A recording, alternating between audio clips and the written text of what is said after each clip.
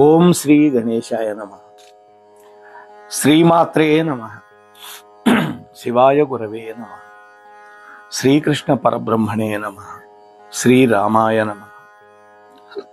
నారాయణం నమస్కృత్య నరం చైవ నరోత్తమం దేవీం సరస్వతీం వ్యాసం తతో జయముదీరయేత్. సచ్చిదానంద రూపాయ విశ్వోత్పత్యాదిహేతవే తాపత్రయ వినాశాయ శ్రీకృష్ణాయ వయం నమః. మోహనవాణి ఛానల్ ద్వారా పరశురాముడి యొక్క దివ్య చరిత్రాన్ని శ్రవణం చేస్తూ ఉన్నటువంటి భక్తామ తల్లులకు తండ్రులకు ముందుగా నా యొక్క సాధువాదాలు. నిన్న మొదటి ఎపిసోడ్లో పరశురాముడి యొక్క దివ్య చరిత్రను మనం ప్రారంభించాం. అందులో కార్తవీర్యార్జునుడి యొక్క వధా వృత్తాంతాన్ని చెప్పుకున్నాం. ఆ సందర్భంలో జమదగ్ని మహర్షి మాట్లాడినటువంటి మాటలు విన్నాం. రాజును చంపితే బ్రహ్మహత్య చేసిన పాతకం వంటిదని చెప్పి సంవత్సరం పాటు తీర్థయాత్రలు చేసి రమ్మని పంపిస్తే తండ్రి ఆజ్ఞను పరిపాలించి తీర్థయాత్రలు చేసుకొని వచ్చాడు జమదగ్ని దగ్గరికి మళ్ళా పరశురామ ప్రభు. అంతలో ఒకరోజు సంవత్సరం తర్వాత జరిగింది. జమదగ్ని భార్య అయినటువంటి రేణుకాదేవి నీళ్లు తీసుకురావడానికి గంగా నదికి వెళ్ళింది. అప్పుడు ఆమె భర్త ఆజ్ఞను మరిచిపోయి నదీ మధ్యలో తామర పూలమాలలతో అలంకృతమై ఒప్పారుతూ అంతఃపుర కాంతలతో కలిసి జలక్రీడలాడుతున్నటువంటి చిత్రరథుడు అనేటువంటి గంధర్వరాజును చూస్తూ ఉండిపోయింది. చూసారా, ఈ విధంగా గంధర్వరాజును చూస్తూ ఉండిపోవటం వల్ల ఆమె ఆశ్రమానికి తిరిగి రావటానికి ఆలస్యమైంది. ఇంతే, చిన్న తప్పే. అనుకున్నది, అయ్యయ్యో నేను వచ్చి చాలాసేపు అయింది, నా భర్త యొక్క హోమానికి వేళ తప్పిపోయింది, ఏనాడు లేనిది నేను ఎందుకు ఇట్లా నిలబడిపోయాను, భర్త ఏమంటాడో కదా అని భయపడిపోయి వెంటనే నీటి కడవనెత్తి పైకి తల మీద పెట్టుకొని గబగబా వచ్చి భర్తకు నమస్కరించి బెదురుతూ నిలబడింది. చూసారా, చిన్న తప్పు ఆమె చేసింది, కాసేపు జాగు చేసింది. ఆయన మహాత్ముడు కదా, దివ్య దృష్టి కలిగిన వాడు కదా. అప్పుడు భార్య ఆలస్యం చేసిన సంగతిని తన దివ్య దృష్టితో తెలుసుకున్నాడు. కోపం వచ్చింది. వెంటనే జమదగ్ని మహాముని తన కొడుకులను పిలిచాడు. మదించినటువంటి దీన్ని చావమోదండి అన్నాడు. అంటే చచ్చేటట్టుగా కొట్టండి అని. వాళ్ళు ఏడుస్తూ కన్న తల్లిని చంపలేకపోయారు. ఎప్పుడైతే తన యొక్క ఆజ్ఞని మీరారో ఆ కోపంతో మానసిక వ్యభిచారం చేసినటువంటి తన భార్యను ఒక తండ్రిగా తన ఆజ్ఞను తరదాల్చలేనటువంటి కొడుకులని చంపమని కనిష్ట పుత్రుడైనటువంటి పరశురాముణ్ణి ఆజ్ఞాపించాడు. చూసారా, పరశురాముడి యొక్క అన్నయ్యలు తండ్రి మాట వినలా. ఎందుకని? తల్లిని చంపడం పాపం అని. అందువల్ల ఏం చేశాడు? మీ అమ్మని నా ఆజ్ఞ మీరినటువంటి మీ అన్నయ్యలను చంపేమన్నాడు. అప్పుడు పరశురాముడు తపోధ్యాన నిరతుడైనటువంటి తన తండ్రి యొక్క ప్రభావాన్ని బాగా తెలిసి ఉండటం వల్ల తండ్రి పాదాలకు మొక్కి వెనుకాడకుండా అన్నయ్యలను తల్లిని ఖండించేశాడు. ఇక్కడే ఇదే దీంట్లో కొసమెరుపు చూశారు కదా. తపోధ్యాన నిరతుడైనటువంటి తన తండ్రి యొక్క ప్రభావం బాగా తెలియటం వల్ల అన్నాడు. లేకపోతే ఈయన కూడా ఆజ్ఞ మీరేవాడేమో. అంటే ఒకవేళ నేను మా అమ్మ అన్నయ్యలను చంపినా మళ్ళీ మా నాన్నగారు బతికిస్తాడు. ధైర్యం. తాను చెప్పినటువంటి మేరకి కన్న తల్లిని అన్నలను గనక చంపకపోతే తనను కూడా తన తండ్రి కీడు కలిగేటట్టుగా శపిస్తాడు. తన ఆజ్ఞను గనక పాటిస్తే తపోధనుడైనటువంటి అతడు తప్పకుండా నా అన్నయ్యలను తల్లిని బతికిస్తాడు. ఇది పరశురాముడి యొక్క మనస్సులో ఉన్నటువంటి మాట. అందుకని నిస్సందేహంగా చంపాడు. చూసారా? అలా కాకపోతే కన్న తల్లిని తోడబుట్టినటువంటి అన్నయ్యలను చంపడానికి ఎంత కఠినాత్ముడికైనా చేతులాడితే ఆలోచించండి. అందుకని చంపాడు పరశురాముడు.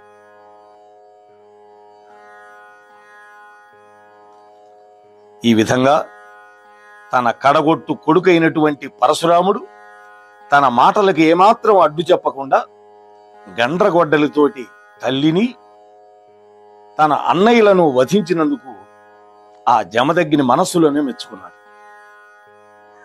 మెచ్చిన తండ్రిని కనుగొను చెచ్చెరని పడిన వారి జీవంబులు నీవిచ్చి తిననుమని మ్రొక్కిన నిత్యన్వారలను లేచి రెప్పటి భంగిన. ఆహా! మెచ్చుకున్నటువంటి తండ్రి గారిని చూసి పరశురాముడు తండ్రి పాదాలకి నమస్కరించి, తండ్రి, ఈ చచ్చిపడి ఉన్నటువంటి మా అన్నయ్యలని మా తల్లిని మళ్ళీ బతికించండి అని ప్రార్థించాడు. తండ్రి పాదాలు పట్టుకొని ప్రార్థించాడు. అప్పుడు జమదగ్ని వాళ్ళ ప్రాణాలను తిరిగి అనుగ్రహించాడు. ఎంతటి శక్తో చూడండి, తపశ్శక్తి. వాళ్ళు ఎప్పటిలాగే లేచారు. అంటే చనిపోయినటువంటి వాళ్ళని తన తండ్రి గారు తపోబలంతో మళ్ళీ బ్రతికించగలడని పరశురాముడికి బాగా తెలుసు కాబట్టి వాళ్ళని చంపాడు. ఆయన అనుకున్నది నెరవేరింది. ఆలోచించండి. అయితే అక్కడే మరొక్క వరం కూడా కోరుకున్నాడు. తండ్రి, నేను మా తల్లిని సోదరులను నేనే చంపాను అనే విషయం వాళ్ళకి తెలియకూడదు అన్నాడు. ఆహా!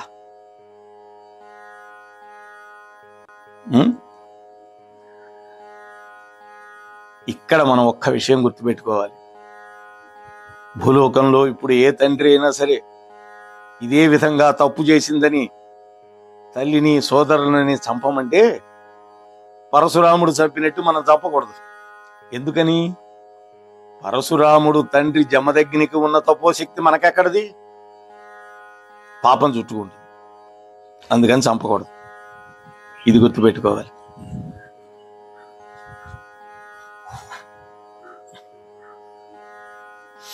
అక్కడ ఏం జరుగుతోంది? మాహిష్మతిపురంలో కార్తవీర్యార్జునుడి యొక్క 10,000 మంది పుత్రులు పారిపోయారనుకున్నాగా, చుట్టుకొకరు పుట్టకొకళ్ళు. ఆ తర్వాత వాళ్ళు సంవత్సర కాలం పట్టింది వాళ్ళందరూ తేరుకోవటానికి. వాళ్ళందరూ తేరుకొని తమ తండ్రిని చంపినందుకు మనస్సులో కోపం, ఆవేశం ఇవన్నీ వాళ్ళల్లో ఉన్నాయి. అదను కనిపెట్టుకొని ఉన్నారు. రెక్కి అంటారు చూసారా? నక్సలైట్లు రెక్కి వేస్తారని. ఒక రోజున పరశురాముడు అన్నయ్యలను వెంట పెట్టుకొని అడవికి వెళ్ళాడు.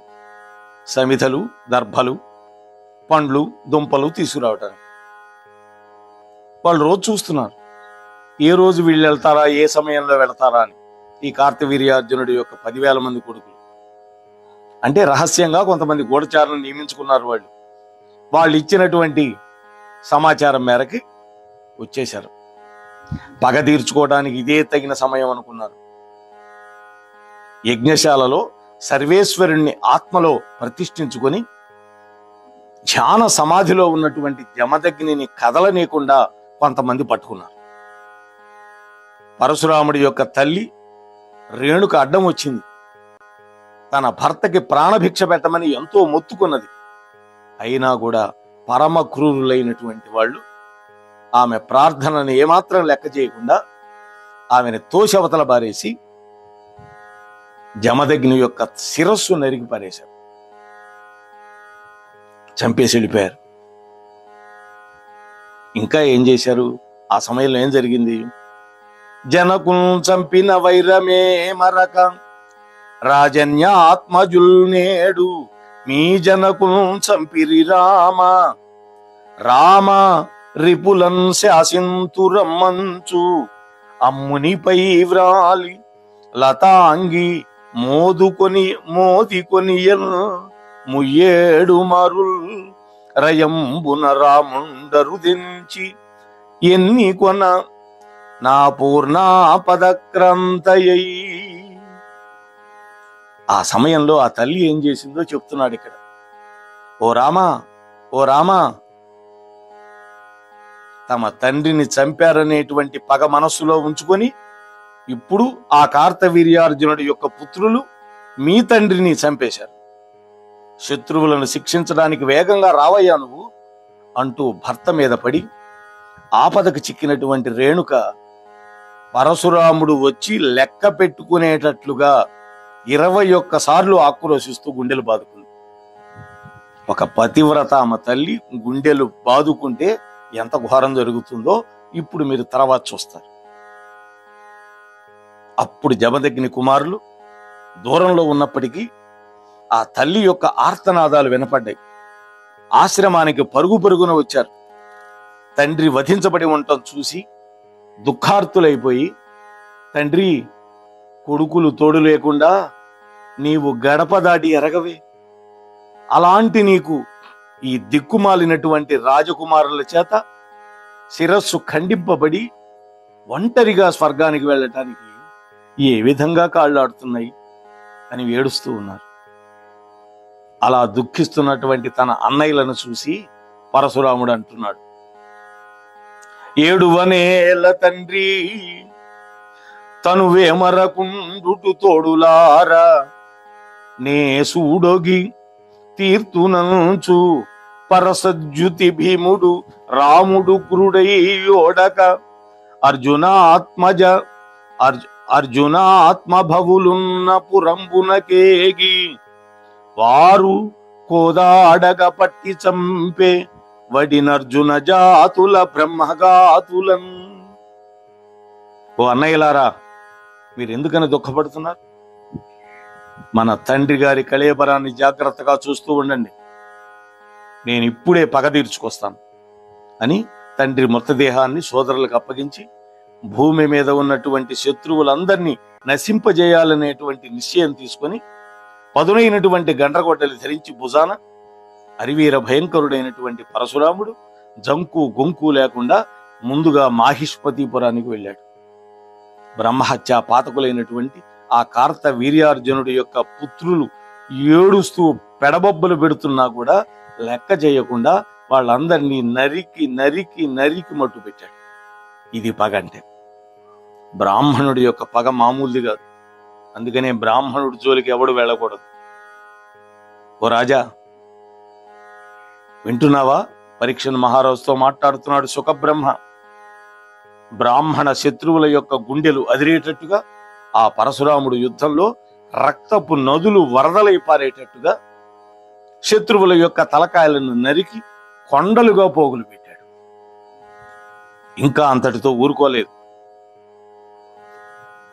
తండ్రి యొక్క పగ తీర్చుకోవటం కోసం, తండ్రి వతకి పగ తీర్చుకోవటం కోసం ఆ పరశురాముడు విసుగు విరామం లేకుండా భూమి మీద క్షత్రియుడనే శబ్దం వినపడకుండా 21 సార్లు రాజులను గాలించి గాలించి వెతికి వెతికి చంపాడు.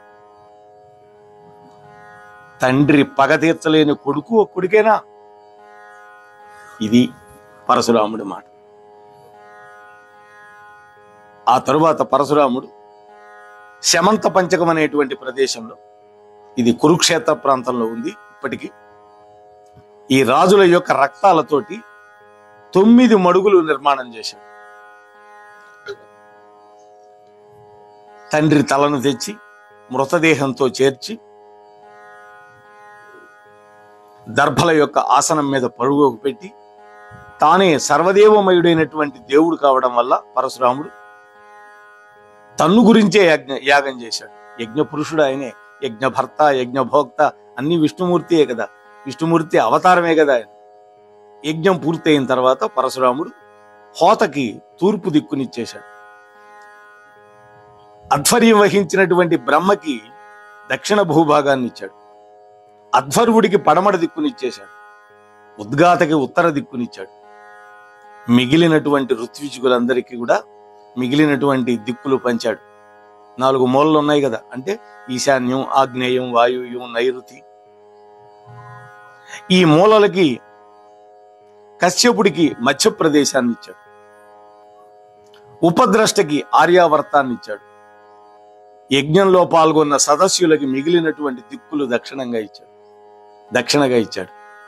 యజ్ఞం పూర్తయిన తర్వాత బ్రహ్మనది అయినటువంటి సరస్వతి జలాల్లో అవబృత స్నానం చేసి తనకి సంక్రమించినటువంటి పాపాలు పోగొట్టుకుని మబ్బు విడిచినటువంటి సూర్యబింబంలాగా ఆ సరస్వతి నదీ తీరంలో ప్రకాశించాడు పరశురామ ప్రభు. ఓ పరీక్షిత్ మహారాజా, వంశోద్ధారకుడైనటువంటి కుమారుడు వల్ల ఆ జమదగ్ని యొక్క సంకల్ప శరీరం పొందింది. ఆ జమదగ్ని సంకల్ప శరీరం పొందాడు. తన తపోబలంతో పూర్ణ స్మృతితోటి పునరుజ్జీవితుడై ఆకాశంలో ఉన్నటువంటి సప్తర్షి మండలంలో 7వ ఋషిగా వెలిగాడు అన్న. సప్త ఋషులలో 7వ వాడు జమదగ్ని. ఆ జమదగ్ని తనూజుడు రాజీవాక్షుండు ఘనుడు రాముడు అధికుడై యోజను వేదర్శులలో రాజిల్లెడు మీది మనువురా నన్వేసు రానవేళం. ఆ వచ్చేటటువంటి మన్వంతరంలో, రాబోయే మన్వంతరంలో ఆ జమదగ్ని కుమారుడు, కమలనేత్రుడు, భగవంతుడైనటువంటి పరశురాముడు గొప్ప వేద జ్ఞాన ప్రవర్తకుడు, అంటే సప్తర్షులలో ఒకడై ప్రకాశిస్తాడు అనేటువంటిది పరమాత్మ నిర్ణయించాడు. గంధర్వులు, సిద్ధులు తన పవిత్రమైనటువంటి చరిత్రను గానం చేస్తూ ఉంటే ఆ పరశురామ ప్రభు ఐహికమైనటువంటి బంధాల నుండి బయటపడి శాంత చిత్తుడై మహేంద్ర పర్వతం మీద ఈనాటికి కూడా తేజోవంతుడై తపో నిమగ్నుడై ఉన్నాడు. చిరంజీవుల్లో ఒకడు కదా పరశురాముడు కూడా.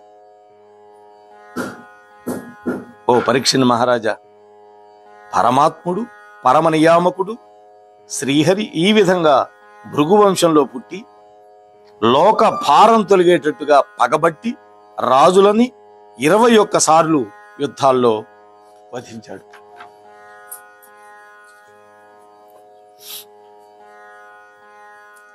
ఆ తరువాత గాధి మహారాజుకి అగ్ని వంటి తేజస్సు కలిగినటువంటి విశ్వామిత్రుడు పుట్టాడు. ఆ విశ్వామిత్రుడు తపోబలంతో క్షాత్రధర్మాన్ని వదిలిపెట్టి బ్రహ్మర్షి అయి 101 మంది కొడుకులను కన్నాడు. వాళ్లలో మధ్యమపుత్రుడి యొక్క పేరు మధుచంద్రుడు. అతని సంబంధంలోనే ఇతర పుత్రులందరూ కూడా మధుచందులు అని ప్రసిద్ధి పొందారు. ఈ భృగుకులంలో పుట్టినటువంటి అజీగర్తుని యొక్క కొడుకు సునస్సేపుడు తల్లిదండ్రుల చేత హరిశ్చంద్రుడి యొక్క యాగానికి బలిపశువుగా అమ్ముడు పోయి బ్రహ్మాది దేవతలను స్తోత్రం చేసి మెప్పించి వారి చేత విడిపించబడ్డాడు. ఆ సునస్సేపుడి పట్ల విశ్వామిత్రుడు జాలిపడి అతన్ని వెంట పెట్టుకుని వచ్చి కొడుకులతో ఈ విధంగా అన్నాడు. ఇక్కడ వరకు మనం అద్భుతమైనటువంటి పరశురామ ప్రభువు యొక్క దివ్య చరిత్రని చెప్పుకున్నాం. అయితే ఇక్కడే బ్రాహ్మణుడు అయి ఉన్నటువంటి జమదగ్నికి ఇటువంటి క్షత్రియ సంహారకుడైనటువంటి వాడు ఎలా పుత్రుడుగా పుట్టాడు? ఇది మహాభారతంలో మనకి కనిపిస్తుంది ఈ కథ కూడా. ఒకప్పుడు గాధి మహారాజు తన పుత్రిక అయినటువంటి సత్యవతి అనేటువంటి ఆమెని రుచీకుడు అనేటువంటి మహర్షికి ఇచ్చి పెళ్లి చేశాడు. అంటే రుచీకుడు భృగువంశ సంజాతుడు, మహాతేజోవంతుడు, తపస్సంపన్నుడు. ఆ రుచీకుడికి ఇచ్చి పెళ్లి చేశారు. రుచీకుడు ఒకానొకప్పుడు తపస్సు చేసుకుంటూ ఉన్నాడు. భార్య సపర్యలు చేస్తూ ఉంది. అక్కడ గాది మహారాజుకి పురుష సంతానం లేదు. వాళ్ళ వంశం అంతరించిపోతుందేమో అనేటువంటి బాధతోటి తన అల్లుడు మహాతప సంపన్నుడు కాబట్టి ఆయన్ని ప్రార్థించి పుత్రుని పొందాలి అని ఆలోచనతోటి భార్యను వెంట పెట్టుకుని వచ్చాడు. ఇక్కడ రుచీక మహర్షి యొక్క భార్య కూడా భర్తను సేవిస్తూ తనకు కూడా పుత్ర సంతానం కావాలి అని అడుగుతుంది. ఇంతలోకే తల్లి తండ్రి వచ్చారు. అప్పుడు భర్త దగ్గరకు వచ్చి, నాథ, మా తల్లిగారికి కూడా వంశం నిలబెట్టేటటువంటి కొడుకు కావాలి, నాకు కూడా పుత్రోదయం కావాలి, కాబట్టి మీ తపశ్శక్తితోటి మాకు పుత్రోదయం చేయించండి అని. అప్పుడు ఆ మహర్షి 2 చెరువులను తయారు చేయించాడు. చెరువు అంటే నీళ్లుండే చెరువు కాదు, యజ్ఞ ద్రవ్యాన్ని చెరువు అంటారు. హోమంలో వేసేది చెరువు. ఆ 2 చెరువులు తయారు చేసి ఇచ్చి, ఇది నీకోసం, ఇది మీ అమ్మకి అన్నాడు. చూడండి, మీరిద్దరూ సుస్నాతలై అంటే ఋతుస్నాతలు అయిన తర్వాత, ఋతుమతులు అయిన తర్వాత ఈ యొక్క చెరువులని గ్రహించండి అన్నాడు. వాళ్ళ అమ్మన్నది, మీ ఆయన నీకిచ్చాడు కదా చెరువు, నీకెంత గొప్పవాడు పుడతాడు, మరి నాకు కూడా ఇచ్చాడు చెరువు మంత్రించి, కానీ నీ అంత గొప్పవాడు కొడుకు నాకు పుట్టడేమో, మా రాజ్యాన్ని నిలబెట్టాలి కదా, నీకేం రాజ్యం పరిపాలించే పని లేదు కదా, అందువల్ల అమ్మాయి మన ఇద్దరం చెరువులు మార్చుకుందామని. కూతురు కూడా సరేనంది. వాళ్ళిద్దరూ చెరువులు మార్చుకొని తిన్నారు. ఈ విషయం రుచీక మహర్షికి తెలిసిపోయింది జ్ఞానం వల్ల. ఓ భార్యామణి, నువ్వు పొరపాటు చేశావు, నీకిచ్చినటువంటి చెరువులో ఒక మహాత్ముడైనటువంటి బ్రహ్మతేజం కలిగిన వాడు పుట్టాలి అని నేను ఇచ్చాను. మీ అమ్మగారికి ఇచ్చిన దాంట్లో క్షాత్రతేజం కలిగినటువంటి గొప్ప పరాక్రమశాలి పుట్టాలని ఇచ్చాను. మీరిద్దరూ బుద్ధి చాపల్యం వల్ల మార్చుకున్నారు.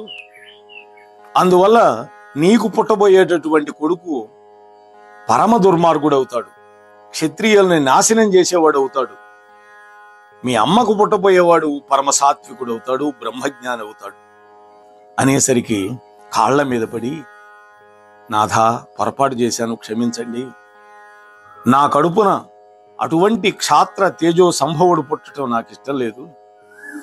నాకు ఒక్క వరం ఇవ్వండి, ఒక జన్మ మాత్రం వాయిదా వేయండి, ఒక తరం వాయిదా వేయండి అని. అందుకని ఆయన వాయిదా వేయగలిగాడు కాబట్టి జమదగ్ని మహాముని మహాతపస్సంపన్నుడు, శాంత స్వభావుడు పుట్టుకొచ్చాడు.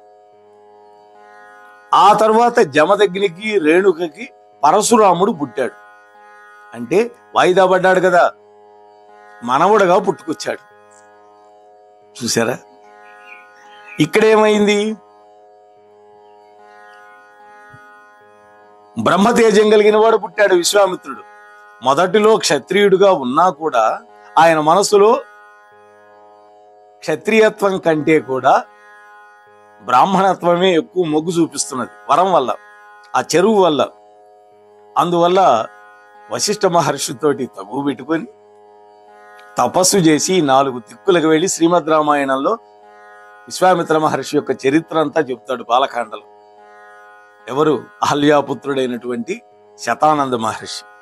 అది మనం విశ్వామిత్ర మహర్షి యొక్క చరిత్రను కూడా త్వరలోనే చెప్పుకుందాం శ్రీమద్ రామాయణం ఆధారంగా. అందుకని అటువంటి క్షాత్రంతో పుట్టుకొచ్చాడు జమదగ్నికి. ఇంత చరిత్ర ఉంది పరశురామ ప్రభు యొక్క చరిత్ర.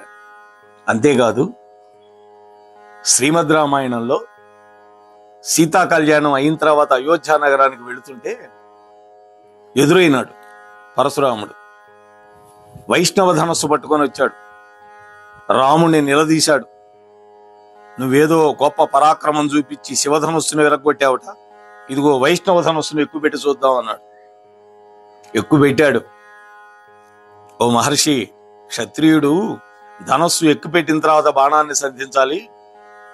అందువల్ల మీరు ఇప్పటి వరకు సంపాదించుకున్నటువంటి మీ తపో లోకాలను కొట్టమంటారా, లేకపోతే మీ గమన శక్తిని కొట్టమంటారా అని అడిగాడు. ఎక్కుపెట్టిన ధనుస్సు దించడానికి వీల్లేదు, ఏదో ఒక బాణ ప్రయోగం చేసేదాకా. అప్పుడు ఆయన అన్నాడు, రామా, నువ్వెవరో నాకు అర్థమైంది. నా గమన శక్తిని నిరోధిస్తే కష్టం. ఎందుకని? నేను క్షత్రియ సంహారం చేసిన తర్వాత ఈ సమస్త భూమండలాన్ని దానం చేసేశాను కాశ్యపుడు అనేటువంటి బ్రాహ్మణుడికి. అందుకనే భూదేవికి కాశ్యపి అని పేరు. అందువల్ల నేను పగలుపూట ఉండొచ్చు కానీ రాత్రిపూట ఈ భూమి మీద ఉండకూడదు. మహేంద్ర పర్వతం మీద ఉంటాను నేను. అందువల్ల నా గమన శక్తిని కొట్టదు, నా తపోశక్తిని కొట్టు, నేను మళ్ళీ తపస్సు చేసి సముపార్జించుకుంటాను అని పరశురాముడు చెప్పాడు. ఆ తర్వాత జరిగింది, ఆయన అవమాన భారంతో వెళ్ళిపోతూ ఉంటే ఒకానొక మహర్షి యొక్క ఉద్బోధ వల్ల నేరుగా దత్తాత్రేయ ప్రభు దగ్గరికి వెళ్ళాడు. అప్పుడు వాళ్ళిద్దరికీ జరిగినటువంటి సంవాదమే త్రిపురా రహస్యము అనేటువంటి పేరుతోటి ఒక పెద్ద గ్రంథం. దాన్ని కూడా మనం ఈ మోహనవాణి ఛానల్లోనే చెప్పుకున్నాం. చాలా మంది మీరు చూసి ఆనందపడ్డారు. ఇంకా ఎవరైనా వినని వాళ్ళు ఉంటే వెనక్కి వెళ్ళి చూస్తే త్రిపురా రహస్యము జ్ఞానఖండ సారము అనే పేరుతో ఉంటుంది. అది కూడా ఆస్వాదించండి అని మిమ్మల్ని అందరినీ ప్రార్థిస్తూ, మహాత్ముడైనటువంటి పరశురాముడి యొక్క చరిత్రని కేవలం స్థాళీపులాకంగా మనం భాగవతం ఆధారంగా ఈ 2 పూటలు, ఈ 2 ఎపిసోడ్లలో చెప్పుకోవడం జరిగింది. అంతవరకు మీ వద్ద సెలవు పుచ్చుకునేటటువంటి మీ ధర్మవరపు వెంకటరమణ. స్వస్తి. మోహనవాణి తెలుగు పోడ్కాస్ట్ వింటున్న శ్రోతలందరికీ హృదయపూర్వక ధన్యవాదాలు. వినండి, వినిపించండి, వింటూనే ఉండండి మోహనవాణి తెలుగు పోడ్కాస్ట్. మీరు వింటున్నారు మోహనవాణి. మా కార్యక్రమాలు మీకు నచ్చితే ఇప్పటివరకు మా ఛానల్కి సబ్స్క్రైబ్ చేసుకోకపోతే వెంటనే ఈ క్షణమే సబ్స్క్రైబ్ చేసుకుని ఆ పక్కనుండే బెల్ బటన్ని మ్రోగించి అందరికీ షేర్ చేసి మీ విలువైన కామెంట్ను కూడా చేసి మమ్మల్ని ప్రోత్సహిస్తారని కోరుతున్నాను.